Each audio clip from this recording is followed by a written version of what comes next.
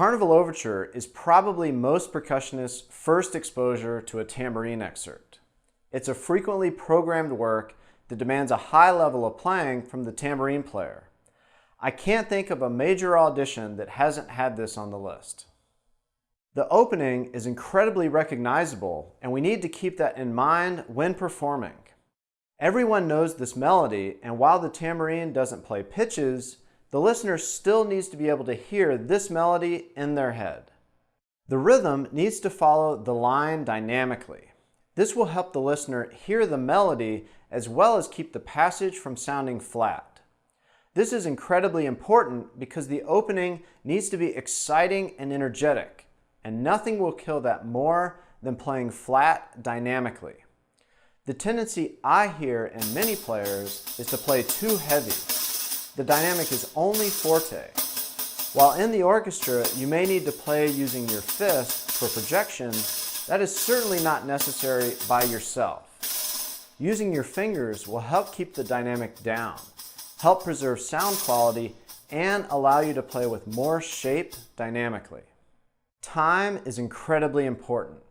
It's easy for little errors in time to add up and make the listener question whether you have a good inner pulse.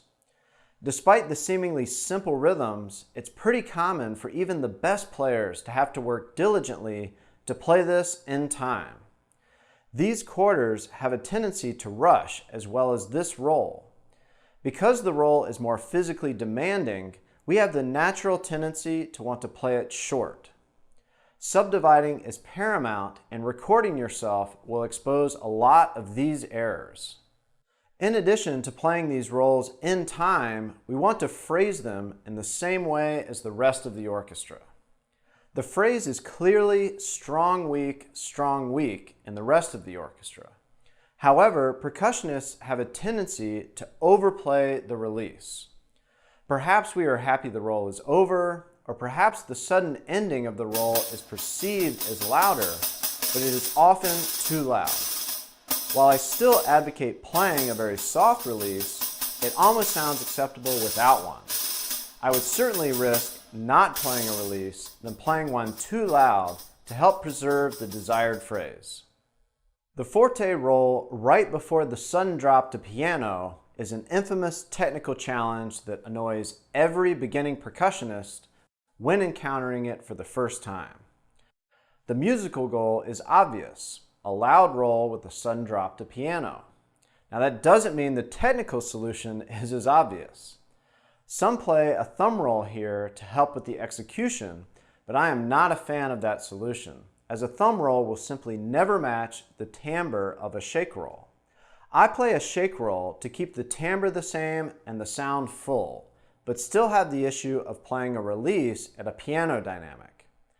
I'm also going to have to play extremely quick, short rhythms immediately after. I attempt to solve both issues with the same solution. I try to catch the tambourine of the roll and place the tambourine on my leg for support. The catch stops the jingles and acts as a soft release. It's almost as if I'm tossing the tambourine into the air and then catching it. The toss being the shake roll and the catch being the release. By catching the tambourine, I'm able to place the rim of the tambourine on my knee for support. That support allows the quick rhythms to be more defined at the softer dynamic. Once we get to the soft dynamic, I try to play quick eighths stylistically. I prefer to have this passage on the front side of the beat, and playing the eighths slightly clipped will help this. It also guards against the eighths dragging behind due to the tempo. That would certainly kill the energy we want in this passage. While the dynamic is marked forte, one after rehearsal A, the score and performance practice is to play this piano again like the first phrase. It's a well-known publishing error, and the committee will be expecting you to play piano. One of the most difficult technical challenges in playing the tambourine is starting a roll from niente. I've had to work incredibly hard at developing this skill, and I'm not sure I'll ever be completely comfortable doing it. When we are tasked with the roll before letter B, it would seem that that is what is being asked here. I actually think it makes sense to start the roll with an obvious start instead of sneaking in. This passage is very rhythmic and time is important. By starting it clearly, it tells the listener where the time is and will be interpreted as a confident beginning. Sure, we want it to be soft, but I don't think this is the time to be a hero and start from an inaudible dynamic. I use my right hand to somewhat limit the movement of the tambourine and then start confidently with my left hand the shake roll. I choose a slightly faster tempo than average for the opening for a few reasons. The first is the musical goals for how I want this to sound. I want it to sound energetic, exciting, driving, and thrilling. A faster tempo will help this. Of course, not too fast, but faster than average. The other reason I like a quick tempo is because I'm playing by myself in the audition. I'm not having to drag 90 other musicians along. Often the train or orchestra moves slower when you have more people on it. When it's just you, the phrase sounds better quicker. Of course, listen to many recordings and record yourself and choose the best tempo for you. But for me, I prefer a brisk one. The end is probably the most popular passage asked in auditions because it demands a lot from the player at the loud dynamic. The quick bop-ba-da-bop-ba-da-bop-ba-da-bop rhythm is technically demanding. There are a few solutions. The most common is using the knee and the hand to alternate to play the quick eighths. If this is your solution, I would opt for hitting the leg or knee with the rim of the tambourine and not the head. The head gets a pop sound, which is great for in the orchestra to help you cut through, but is too harsh when performed by yourself. If you play with your hand close to the rim, the two sounds will come closer to matching. There are several techniques that rotate either the hand or the tambourine to get quick rhythms. One possibility is to rotate the hand so the knuckles hit first, then the heel, then the knuckles. Another is to rotate the tambourine and the wrist so the knuckles hit the bottom of the tambourine, then the top of the tambourine, and then back to the bottom. Both of these techniques are incredibly valuable to have as options, but I'm not sure they're right here.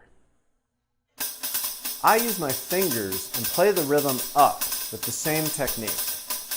This of course takes practice to develop the chops to play at the right tempo, but I feel it's the best option.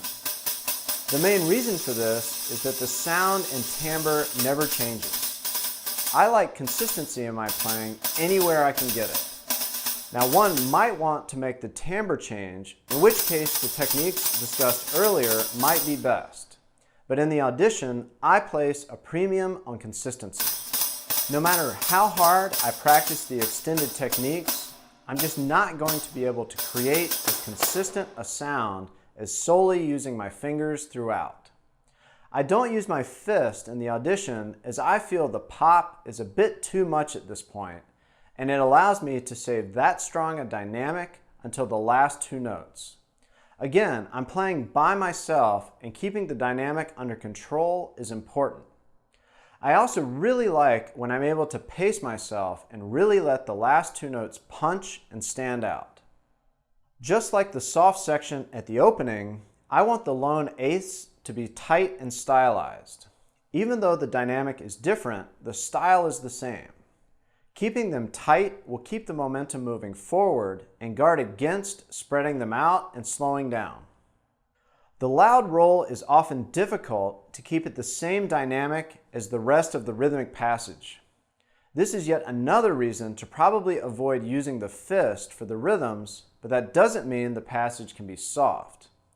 Record yourself to make sure the roll isn't a drop in dynamic. I use a very aggressive roll technique to make sure it is as loud and full as possible. I also purposely don't practice it too often, as it takes a lot out of me and isn't something I'm going to be able to play 10 to 12 times in a row. The tempo change at the poco più mosso needs to be obvious and a clear start to the coda of the work. While some performances might excel into this new tempo, in the audition I would advocate for an immediate change of tempo instead of a transition to one. While the coda tempo needs to be faster and certainly quick, we want to guard against sounding out of control. I practice the two sections separately so I can memorize these two distinct tempos to help aid me in hitting them exactly. Once I'm comfortable, I will program a metronome to make the tempo change at the right time and practice the transition. While difficult to execute, the tempo change should be obvious and very steady. The listener knows this work and will be expecting the transition to be very clear. To assist this goal, I place small tenutos on these downbeats to help show the listener the new tempo. I don't want them to sound like accents and be too distracting, but subtle tenutos can help hold the listener's hand and make the new tempo incredibly clear. Because there are a few bars of rests immediately after this passage, it's even more important the new tempo is clear, as you want the listener to be counting the rests in the same tempo you are. The quick rhythms at the end are not possible to play up for most people at this fast tempo, so an alternate technique must be used. I choose fingers and leg to alternate as I can briskly get through it with a fairly consistent sound. The offbeat rhythms here are a little tricky to execute as they are two really quick notes, and as we discussed earlier, this type of rhythm we really want to be tight and close together. In order to make this possible, I play hand to leg. I do it in this order as going to the leg first will create unwanted jingle noise when moving down. I'm careful to make sure the quarter note, which is played on the leg, is the loudest of the two. This will help keep the time clear, as it's very hard for the listener to feel the time in this syncopated passage.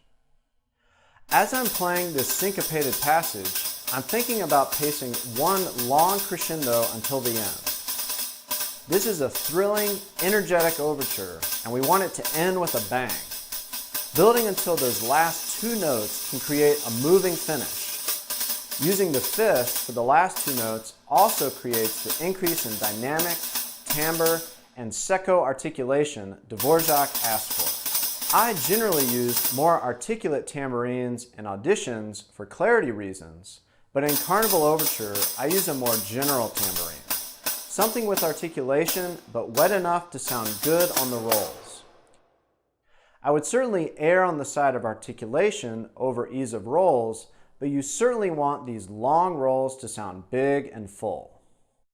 While I do make some slight differences in how I play this overture technically in the audition versus in the orchestra, the energy and intent is absolutely the same. It's cliche to say that the committee should hear the orchestra in their head as you're playing, but that cannot be more accurate in this case, and the more they do, the more success you will have.